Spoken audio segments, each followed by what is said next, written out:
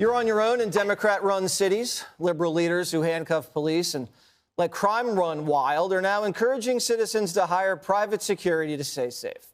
A group of New York store owners taking matters into their own hands by hiring guards to keep order in a busy shopping area. And Mayor Eric Adams praising the strategy.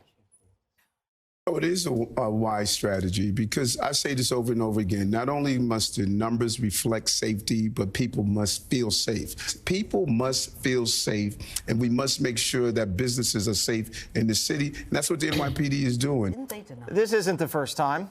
There are plenty of business owners who had no choice but to hire private security. You may remember when I interviewed an armed guard hired by our Philly gas station right there. Look at him toting that AR.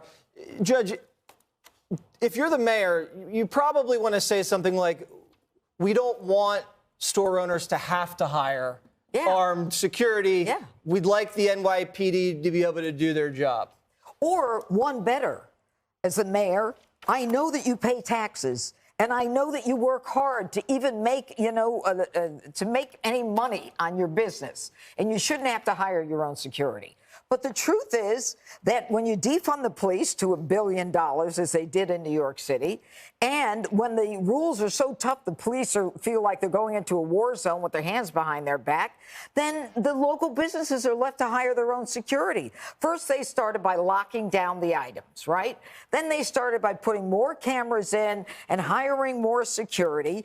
And then they had security escorts who were walking people to their cars because somebody gets shot or killed outside of a store. So now people are left to their own devices, and the owners as well. So the stores are suffering. They're not getting their tax money's worth. And there's an increase in violence as the theft goes up. So this is when people say, I want to have a gun. Yeah, it's hard to come back from COVID or a crime wave when you look like a third world country, when you have armed guards standing outside certain shops. Certain shops can't afford this, though. Absolutely. Well, that's what I was thinking, that it probably is a luxury that this store owner or the Philly gas station was making enough that they could afford this. These are people who need to make a living, and rightly so. So the answer isn't like, good job on you. The answer is, I'm focused on making sure that New York City or Philadelphia, wherever you're in charge of, is a city where you don't feel like the police are good enough or can get there in enough time to help you save your business from whatever theft is going on. So, yeah, I thought it was a very poor answer, or at least not a solutions-oriented answer. And with the number of people who are retiring from the police force early or not going into it necessarily because it is such a bad climate for police officers, a lot of them are going into private security. That's another option. Now you take your retirement and you go, and maybe you can make more. Your pension certainly wouldn't be the same. But this is where we're headed if these things aren't dealt with. And then when you try to hire more cops and train them, Antifa hides in the trees and shoots them in the belly. Yep. And also, so the mayor never talks about the prosecution or the lack of prosecution. And we've talked about this on the show. The judge has explained it very well. If you're a police officer and you know that you're going to get those guys that beat up Adam Klotz, our weatherman, on the subway, and you know that the next morning the prosecutor is going to let them go, then you think, well, why do I do this job? Why am I here? And people feel demoralized. And also, just to get, do you know, on the closing of the shops, there's a drugstore in, I believe it's in Queens, that is now, it used to be 24/7. Now it's only going to be open from 11 to 11:20 every day so that people can pick up their medicines. But that's the only thing that you're allowed to do. Okay, so that's happening in communities.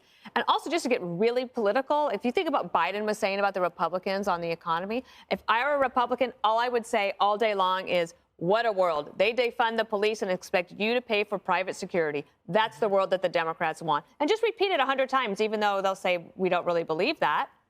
But if that's the way that they're going to play on the economy, just do that on crime. That's a good idea. Brian. Private security in New Orleans, they were thinking about not having Mardi Gras because there's so few cops, and they don't know if they can do it. So now everyone's hiring their own, including the professional sports teams.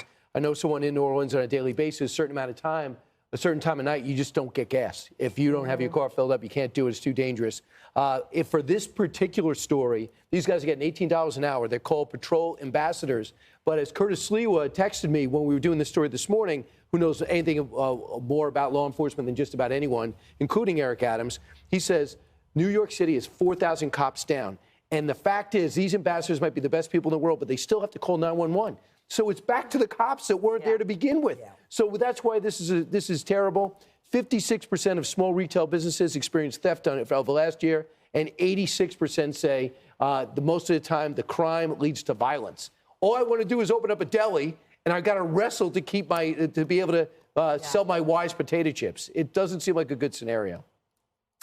Onion and vinegar, those are the best. Wise. They are good. Very good. But you do have to brush afterwards. And floss. Yeah. Salt and vinegar? Up next, that too. Oh, I was thinking sweet onion. I think I combined the two. Onion and vinegar doesn't sound terrible. It sounds pretty bad. Pringles, much better. It's very pungent. We gotta go. For sure. Hi, everyone. I'm Brian Kilmeade. I want you to do me a favor. I want you to click to subscribe to the Fox News YouTube page. This is the only way that I know for sure that you're not going to miss any great commentary, any great news bites, any great interviews coming your way on Fox. You can get it all here on YouTube. So subscribe right now.